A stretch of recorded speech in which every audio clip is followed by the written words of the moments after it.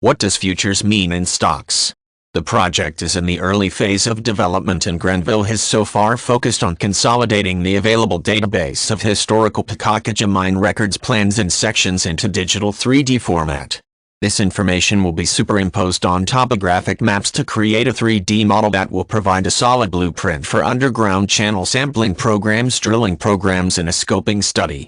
The property is dotted with adits left by past producers. 86,000 tons of mineralized rock have been identified as being accessible in the short term.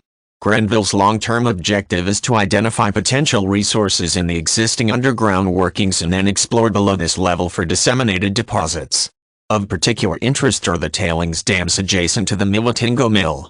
The company plans to sample these tailings to assess the viability of heap leaching to recover the contained silver and gold.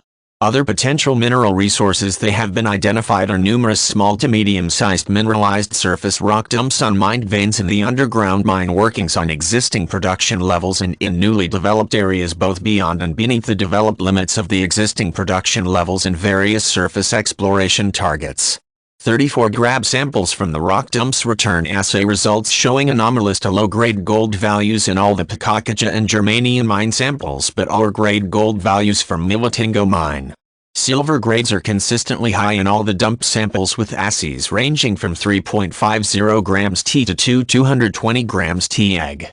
Base metal values vary between 0.007% and 3.90%, Cu 0.01% and 7.15% Pb, and 0.07% to 19.70% Zn, thus pointing to a high-grade polymetallic nature of the veins from all the districts.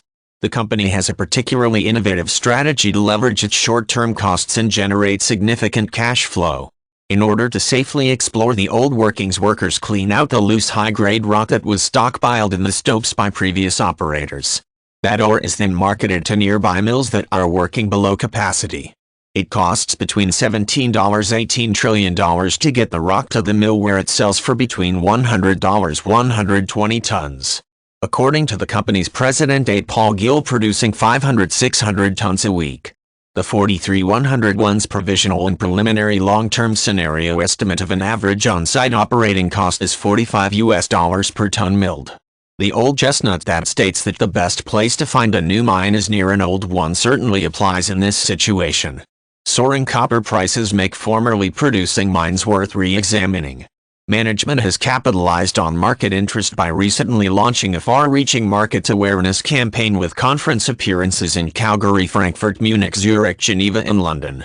If the proof is in the eating, the market is showing a healthy appetite. GVG closed at $0.55, up $0.05 on Wednesday. This article is intended for information purposes only and is not a recommendation to buy or sell the equities of any company mentioned herein. It is based on sources believed to be reliable, but no warranty as to accuracy is expressed or implied.